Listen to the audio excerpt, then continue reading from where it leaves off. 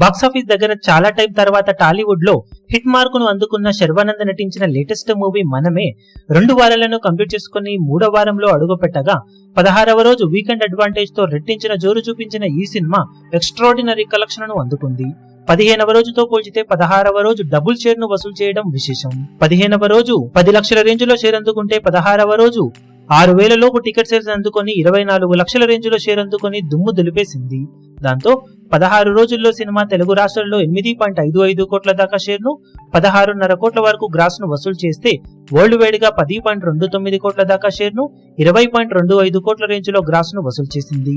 10 కోట్ల break even target మీద 29 లక్షల రేంజ్ లో ప్రాఫిట్ నందుకొని దుమ్ము దులిపేసిన ఈ సినిమా 17వ రోజు ఆదివారం అవ్వడంతో మరోసారి అన్ని చోట్ల మంచి జోరును చూపించి 16వ రోజు కన్నా కూడా ఎక్కువ కలెక్షన్లను సాధించే దిశగా దూసుకుపోతూ ఉంది. రీసెంట్ టైమ్ లో సమ్మర్ లో వచ్చిన సినిమాలలో బెస్ట్ లాంగ్ రన్ ను దక్కించుకున్న సినిమా ఇదేనని చెప్పవచ్చు.